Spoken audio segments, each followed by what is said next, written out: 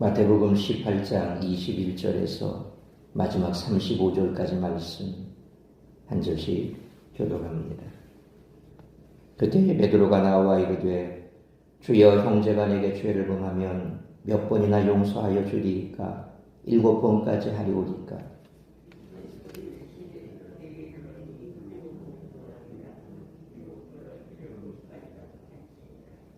그러므로 천국은 그 종들과 결산하려 하던 어떤 임금과 같으니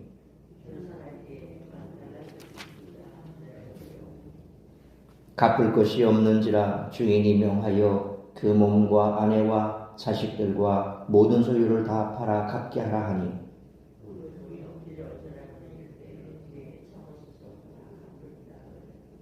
그 종의 주인이 불쌍히 여겨 놓아보내며 그 빚을 탕감하여 주었더니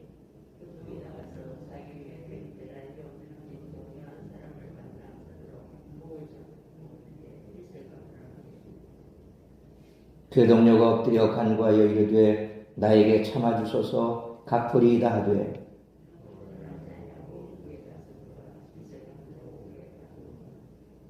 그 동료들이 그것을 보고 몹시 딱하게 여겨 주인에게 가서 그 일을 다 알리니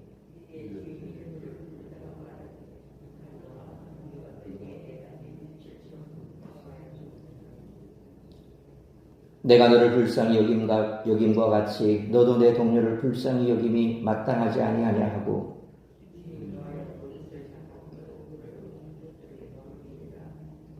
35절 같이 읽습니다.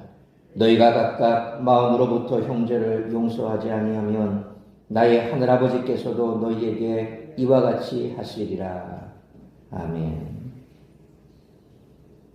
오늘 본문이 우리들에게 말씀하고자 하는 바는 만약 교회 공동체 안에서 우리에게 잘못을 범한 누군가가 뉘우치면 우리의 용서를 구하거든 10,000달란트 탕감받고도 100단위론 탕감받지 못한 종이 되지 말라는 것입니다.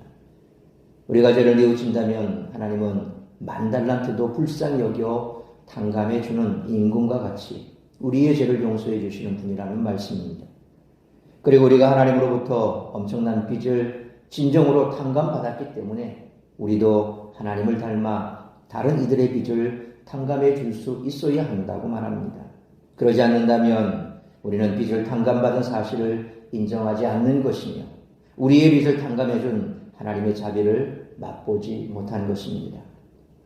35절에 너희가 각각 마음으로부터 형제를 용서하지 아니하면 나의 하늘아버지께서도 너희에게 이와 같이 하시리라는 예수님의 결론은 5장 7절에 긍휼히 여기는 자는 복이 있나니 그들이 긍휼히 여김을 받을 것이며라는 팔복의 교훈과 또 6장 12절에 우리가 우리에게 죄 지은 자를 사하여 준 것 같이 우리 죄를 사하여 주시옵고라는 주기도문과 또 6장 14절로 15절에 너희가 사람의 잘못을 용서하면 너희 하늘아버지께서도 너희 잘못을 용서하시려니와 너희가 사람의 잘못을 용서하지 아니하면 너희 아버지께서도 너희의 잘못을 용서하지 아니하시리라는 그 부연 설명과 일맥상통합니다.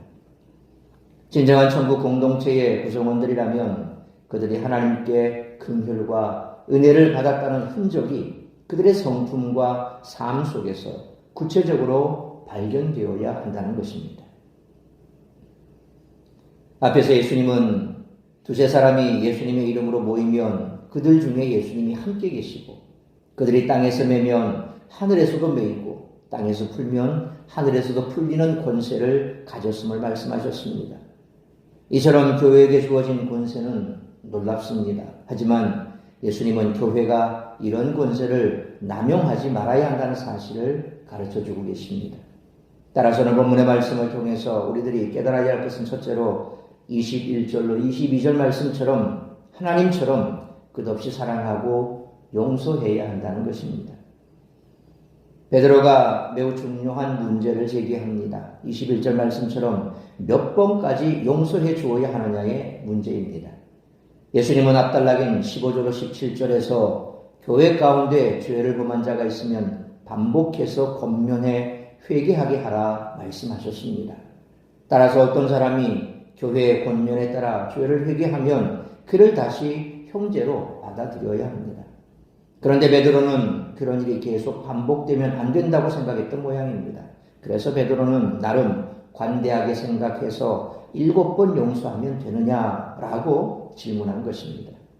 그러나 예수님은 22절 말씀처럼 베드로의 질문에 70배를 더해서 7번까지, 70번까지, 그러니까 실제적으로 무한정 용서를 베풀라고 가르치신 것입니다. 상식적으로 생각할 때 어떤 사람의 범죄와 그에 대한 용서가 7번씩 반복되는 것을 생각하기는 어렵지요. 이는 사람이 사람을 용서하는 수준이 아니라 하나님이 사람을 용서하는 수준이라고 할 수가 있습니다. 하나님의 사랑과 그 마음을 헤아릴 때 우리는 이런 용서를 베풀 수가 있는 것입니다. 그러므로 하나님이 우리를 끝없이 사랑하고 용서하시듯이 형제와 이웃의 잘못을 용서하는 우리 모두가 되시기를 축원합니다. 두 번째로 23절로 35절 말씀처럼 우리가 먼저 주님께 용서받았음을 잊지 말아야 한다는 것입니다. 예수님은 23절로 25절 말씀처럼 제자들에게 1만 달란트의 빚을 탕감받은 자의 심정으로 용서를 베풀라고 가르치십니다. 여기서 10,000달란트라고 되어 있는 미리오이 달란톤이라고 하는 헬라말, 그 헬라말에서 보면 이 미리오이 그리고 달란톤, 이것은 가장 큰 숫자와 가장 큰 화폐 단위의 조합인데 현대 화폐로 환산해도 웬만한 중소기업의 시가총액 정도가 되는 거액의 금액입니다. 주전 4년에 유대와 이두메 그리고 사마리아 전체에서 거둔 세금이 600달란트였음을 생각한다면 1만 달란트의 빚은 국가 간의 채무로도 생각하기 어려울 만큼 거액의 금액입니다. 그런데 하나님은 26절, 27절 말씀처럼 우리에게 1만 달란트의 빚을 탕감해 주신 것과 같은 은혜를 베푸셨습니다. 그런데 이런 천문학적 빚을 탕감받은 자가 27절로 30절 말씀처럼 100데나리온의 빚을 진 동료를 압박했습니다. 1데나리온은 노동자의 하루 품삯이므로 100데나리온은 현실적으로 갚을 수 있는 그런 채무의 수준입니다.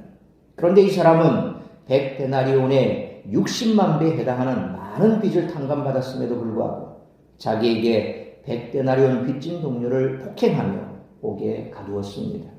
그러자 주인이 31절로 33절 말씀처럼 곧 그 종을 소환해 엄청난 빚을 탕감해준 사실을 상기시키십니다. 내가 너를 불쌍히 여김과 같이 너도 내 동료를 불쌍히 여김이 마땅하지 아니하냐는 주인의 말은 곧 교회 내에서 형제들 사이의 윤리를 분명하게 보여줍니다. 동료를 불쌍히 여기지 않은 종은 34절 말씀처럼 1만 달란트의 빚을 다 갚을 때까지 옥에 갇히는 형벌을 당합니다.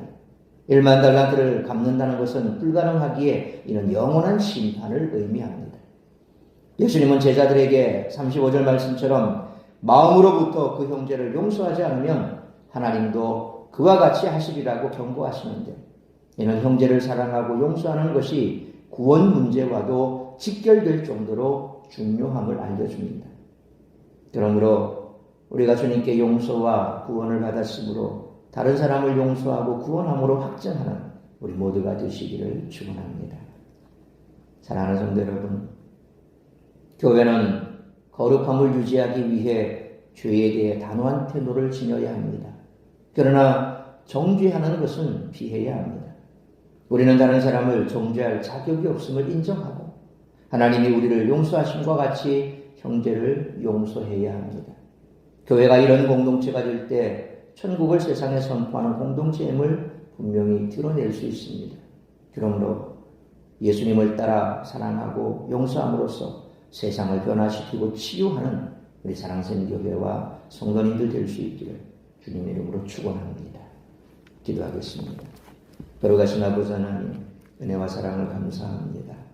오늘도 이 새벽을 깨워 말씀으로 예배로 시작하게 하시니 감사합니다. 오늘도 우리에게 주신 말씀 우리가 가슴 깊이 새기기를 원합니다. 베드로가 예수님께 여쭈었던 것처럼 때로 우리도 이런 딜레마에 빠질 때가 있습니다. 누군가의 잘못을 용서할 때 과연 몇 번까지 용서해야 될까?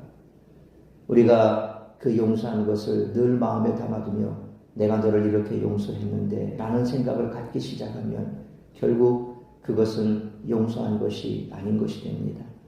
그저 하나님께서 우리를 사랑하셔서 긍휼을 베풀어 주신 것처럼 우리가 긍휼 받을 만한 자가 아님을 알고도 하나님은 계속해서 한없이 우리를 사랑하시고 긍휼해 주신 것처럼 우리 또한 그러한 마음을 가져야 할 터인데 날마다 우리의 삶 속에서 벌어지는 이 관계 속에서 여러 가지 많은 문제 앞에서 이러한 마음을 잃지 않도록 우리를 붙들어 주옵소서.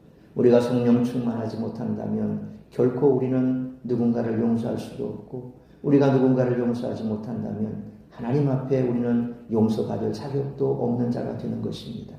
교회가 우리 성도들이 하나님께서 우리를 무한 사랑하신 것처럼 우리 또한 그러한 마음을 가질 수 있도록 은혜를 베풀어 주옵소서.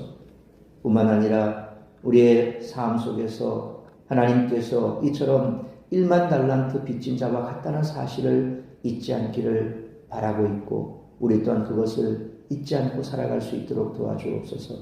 교회가 세상을 향하여 성도들끼리 이처럼 1만 달란트 빚진 자라는 사실을 잊는다면 우리는 세상 사람들과 다를 것이 없다는 것입니다. 그러므로 우리 사랑샘 공동체가 우리 교회가 성도들이 이와 같이 늘 하나님께서 우리를 어떻게 용서하셨는가를 잊지 않고 서로 사랑하고 용서하고 품어주고 그렇게 해서 세상과 다른 아름다운 천국의 공동체를 이루어갈 수 있도록 크시는 종 베푸시고 오늘도 이 말씀 붙들고 세상에 나아가 그리스도의 사랑의 법을 실천하며 살아가는 복된 한날의 삶이 될 수 있기를 간절히 빌고 소원하오며 이 모든 말씀 우리 주 예수 그리스도 이름으로 기도하옵나이다. 아멘.